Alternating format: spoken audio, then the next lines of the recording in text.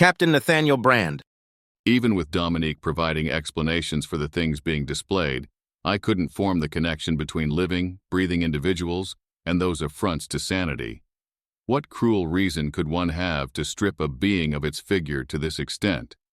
To usurp and corrupt its identity into this twisted, sick mockery of animation? Was I supposed to take solace in the fact that the minds of these people were the first things to go, resulting in a lack of suffering and understanding of what was happening to them? What peace of mind was there in knowing that these lives were beyond all salvation? A searing hot white filled the front of my head as I started to understand the following actions taken by my pioneer. There was an argument to be made that any person who walked through that scene with their sanity untouched had already been lacking in sanity in the first place. I can't say that I wouldn't have taken the exact actions he had if I was capable of doing so. It genuinely pissed me off, seeing the gift of existence squandered in such a display. I looked back at Dominique and tried to decipher what was going through his head at the moment. Ever since the moment he walked into this room, I had gotten the feeling that there was a barrier placed between us that stopped my words from properly reaching him. I realized that the blank stare on his face, which I'd previously written off as his usual indifferent demeanor towards all things not immediately interesting, was instead a hollow gaze, disconnected from the world around him. To think that I'd just spent the last few minutes chewing him out when he's probably been dealing with his own demons this entire time. Captain Indrix Jayan, Gratonian Emergency Force. I was back aboard the flagship of Admiral Narabeno's fleet, flanked by 2 heavily armed agents supplied by the Noble as I made my way from the docking bay to the command room. The reason was simple. Fleets didn't appear out of thin air, and Narabeno had been slowly growing his list of crimes that needed answering to. The Noble informed me that he had a history of sifting off funds for embezzlement, which wasn't a rare practice by itself, but it wasn't so easily overlooked when paired with his subpar performance out on the fields of war. There hadn't been a rush to detain him since he still had some usefulness as an obedient pawn, but it seemed that the opportunity to supply me with the power I was promised outweighed any benefit of keeping him in charge. The crew members we passed by presented a vast variety of reactions towards Noble insignia-bearing agents marching through the ship, stretching from prompt salutes to stunned gawking. Some key officers and commanders had been secretly notified of my arrival and purpose beforehand, and it seemed that they had spread the word to their direct subordinates to avoid any trouble from cropping up during this transfer of power. I held great energy in my stride as I neared my destination. I couldn't stop myself from quietly humming an upbeat tune as anticipation of seizing what I deserved built up inside of me. I had gone too long without being in a real position of power, and soon I could both bring a parasite to justice and get back on track for my revenge in one fell swoop. My chipper demeanor was suspended upon entering the command room. Narabeno was in the center, as expected, but the room was otherwise completely empty. He didn't even turn to face me as I entered. He remained hunched over the table in front of him, feverishly scrolling through text displayed on his handheld terminal. He seemed to be incoherently muttering to himself as his eyes danced across the screen in fervor. "Admiral Narabeno!" I'd expected him to act in a startled manner upon being loudly called out. Instead, he simply sat back and lazily turned his head towards me. I was briefly taken aback by the crazed smile forming on his face as he spat back at me in a hushed tone. "I knew it." I took a cautious step forward as he started to stand up. I could faintly hear stifled snickering emanating from him, as if this was an entertaining situation. It brought back bad memories. I barked orders at one of the agents in tow to check around the room for anything hidden. I wasn't going to let myself get caught unaware again. Narabeno was now standing at his full, towering height and looking down at me. He had this haunting, pained grin plastered on his face as he spoke with strained effort. "They sent you after me, right? Because I looked." I wasn't going to let myself get put off by his play of insanity. It was a childish tactic, spouting gibberish once you were finally face to face the consequences of your actions. The least he could have done in this situation would be to take it on the chin in an attempt to preserve the last wisps of honor he still held. "Narabeno, you are under arrest for the embezzlement of military funds. Quietly comply and you will not be harmed." "Ha! Embezzlement! And to think I prided myself in being one of the few that didn't partake in such a thing. Tell me, Jane, what was it all for? He started wildly gesticulating as he spoke back. While he didn't necessarily pose a threat to someone like me when unarmed, thanks to the difference in weight class, the terminal he was flailing around definitely had some heft to it, and could be used to get hold of a real weapon. It wasn't that I didn't trust the agents I had with me, but I still felt much safer with my handgun drawn and ready. Upon seeing me arm myself, Narabeno completely dropped his crazed behavior and replaced it with reserved animosity. You're fighting for the wrong people, Jane. I'm fighting for myself. Get on your knees, or I will use force. He spent a moment in thought, aimlessly looking around the room before focusing back onto me. It'd be better to die here than wait and see what they have in store for me. Stop! You're acting in an uncontrolled... My attempt to stop the situation from spiraling any further out of control was interrupted by the thunderous crack emitted by my handgun in response to Narabeno's lunging at me. His forward momentum was completely overwritten as the 25mm bullet slammed into him, blasting a hole through his chest and sending his body careening through the air before crashing against the various chairs and monitors behind him. It made no sense to me. He had always been someone to value their own well-being above all. The punishment for embezzlement was jail time, and considering his position as Admiral, that time would have been likely spent in one of those luxury prisons. What could have possibly driven him to come to such a rash conclusion? Had he done something far worse that I hadn't been informed about? My eyes drifted down to the now face-down terminal he had been holding moments ago. I started reaching down for it out of idle curiosity, only to be frozen in place by a stern, feminine voice sounding out from behind me. I would strongly advise against continuing any further, Admiral Indrix. The noble in purple robes walked around me and picked up the device. She looked it over for a moment before snapping it cleanly in half with her bare hands. Congratulations on your promotion. Avalon. The consistent thrumming of progress afforded by the relatively quiet few days following Dominique's return was suddenly halted by a concerning anomaly. I'd been sending out waves of simple reconnaissance drones ever since the Grytonian investigation incident to scout nearby systems and warn us of amassing threats. But some of the most recent waves of drones simply didn't return after their routine observations. This wasn't initially all too surprising, as the drones stuck to monotonous and predictable paths. It was only a matter of time before a few of them were detected and lost.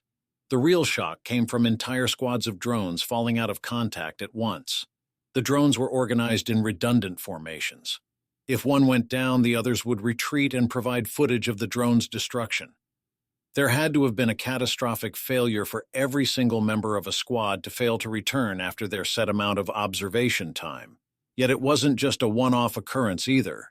Since this surveillance project was solely my responsibility, I immediately decided to take proactive measures and send out a larger, more well-equipped drone to one of the missing squad's areas of operation, hoping to possibly piece together an explanation for this puzzling occurrence. Lo and behold, that drone returned soon after with one of the original squad members in its robotic arms. I had been momentarily stunned upon seeing that while the rescued drone's body was in pristine condition, its digital components were completely absent. Everything from the pseudo-intelligence precepts I'd painstakingly molded for this operation, down to the very firmware supporting that abstracted plane of animation, had been stripped from its vessel, leaving only a purposeless husk. The rescue drone also provided footage of the other squad members floating listlessly in orbit, undisturbed from their original formation. While I had the common sense to stop myself from hastily drawing conclusions using largely unrelated instances of data, the fact of the matter was that we had suffered an attack of unknown nature, and I alone was incapable of raising a response without receiving permission.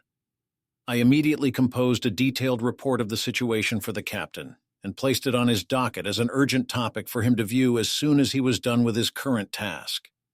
I'd normally be more forward with a topic such as this, but the captain was making liberal use of the recently completed warp relay network to establish direct communication with the Nematorium Sociality and further negotiate trading contracts and possible military prospects. The relay network had finished construction without any notable complications, and the first shipments of much-needed heavy metals were already being processed and integrated. The Mayflower was completely retrofitted to fill the role of a forward operating base, and preliminary strike forces were being accumulated for the storm ahead. The captain had adopted a more aggressive stance towards the upcoming conflict ever since his private discussion with Dominique. Much more of our flexible budget had been allocated to the military than initially planned, and programs that were previously dismissed had been given the green light. Namely, among these was the Meldrin Military Outsourcing Program, a way for willing Meldrin citizens to receive training and evaluation for a chance at leaving their mark in the records of history. While Meldrin generally lacked many of the physical capabilities sported by humans, they were effectively equals in terms of intellectual capability. Physical prowess came in second during space combat, so while there likely wouldn't be any Meldrin placed on an infantry list, talented individuals could still get their proper recognition as parts of intelligence units, or possibly even commanding officers. While waiting for the captain to finish up his discussion and read the report, I decided to browse through recent developments on the entertainment network. I had found myself to be doing this more often recently, as it was an efficient way for me to pass the time while also providing me with a general overview of public opinion at the time. My attention was captured by an article detailing Dominique's conduct as an ambassador and the way he was treated during his trial and following imprisonment. While the article itself was a list of events and facts and therefore mostly free from bias, it had garnered many heated and conflicting opinions from a large number of both human and Meldrin populations. Some lauded him for his brazen and reckless actions against the tyrannical Gratonian regime, while others claimed that Dominique had only caused trouble for everyone, forcing a conflict that could have been avoided for far longer. Those people were promptly reprimanded by sympathizers, claiming that he had done well in avoiding far greater tragedies, given the circumstances and tools available to him at the time. Pervading all of these takes was a sense of hesitancy towards making conclusions, since there was still a vast amount of information being kept from the public. I truly wondered how those opinions would shift after the Gratonians' terrible practices were eventually revealed. Despite all of this controversy and disputing regarding the actions that had been taken, the man himself was living some of his best days yet, down on the Meldrin homeworld, in one of the most renowned luxury resorts around. After Dominique had finally agreed to meet a therapist, they concluded that he needed nothing short of an entire week in total disconnect from any sources of stress. The request was compromised to a shorter period, since he was a valuable asset for both diplomatic and military operations. But Dominique still welcomed the vacation nonetheless, though there seemed to be something missing from this equation. The companion that he had brought back from his excursion, Dokchara, had also been subject to the same horrific scenes Dominique had. I would have expected that alien to receive a similar, if not identical, permission from our government, yet he was completely absent from the Meldrin homeworld. While I felt slightly concerned at this notion, that alien's conduct was already being managed by someone else and I didn't have the obligation to bother myself with him. Dokchara. The heavy light switch released a sharp, echoing clack as the room was flooded with harsh fluorescent white light. The fixture on the ceiling emanated a soft buzzing thanks to imbalanced wattage ratings. I could have had the bulb replaced with something more fitting if I wanted to, but the provided background noise was actually somewhat pleasing for me. Since this building was in a relatively vacant section of the colony, the alternative meant being left in complete silence. After I had been evaluated and accepted as an honorary citizen of humanity, the nature of my position here had fallen into question. Dominique had vouched for my combat capabilities, while I had vehemently voiced my willingness to fight against the Gratonians, but there was also the caveat that I held massive amounts of information on both the enemy's operations and also now humanity's doings. When paired with the fact that I was an unaffiliated alien with an unclear history and a lack of human military training, they found it difficult to reasonably fit me into their ranks without accepting an uncomfortable amount of risk. The solution was to put me under a mercenary contract, with the agreement that I would compile everything I knew into a detailed report for them beforehand. This left me with a hefty allowance so that I could source my own gear, even though I could only get access to theirs anyway, and enough left over to secure a place in the colony. I once again found myself in the basement of this house, walking to the far end of the room where a table was covered in strewn papers and stacks of storage drives flanked a computer terminal. I gave the weapons rack on the wall to my side a quick look over as I passed, to ensure that everything remained the way I had left it. Dominique had given me a rundown of the catalog I'd been supplied with, as well as inserting his notes for legally questionable modifications, many of which consisted of just removing limiters on features that were already present. I made my way to the table and looked up at the large pinboard covered in cutout images, news articles, and sticky notes, all connected with tacks and red string, as I tried to remind myself of the train of thought I had last night. I'd spent hours scouring the galactic web and collecting any relevant article on Gratonian conduct that came up, diving through questionable forums filled with untrustworthy junk to see if I could scrounge anything that hadn't been wiped by their efforts of concealment. After learning that my people were being used as plants on a farm, I started questioning just how depraved one could get in their misguided pursuit of power. The Gratonians had very few periods in history where they were not in a hostile relationship with another galactic entity, always under the reasoning of resources and population expansion or border incidents and the like. I was now convinced that there were wicked, ulterior motives underlying all of these actions taken by them. I'd started delving into the muddy history between the Gratonians and our new allies, the Nematorians, only to be met with irritating obfuscation from both sides, but there were always loose details floating around for me to grasp onto if I dug hard enough. The biggest problem I was having was being able to verify any of the things I had found. I reached down to the mini fridge and grabbed an energy drink to start another long day of sifting through the information superhighway. A satisfying click followed by the brief hiss of pressure releasing sounded as I broke the seal on the top. I slotted in a straw, since I was otherwise unable to properly drink it due to the shape of my mouth, then nearly choked on the first swig thanks to a loud beep coming from my communication device. There was a notification from Officer Crow detailing that my presence was expected on the Mayflower within a few hours.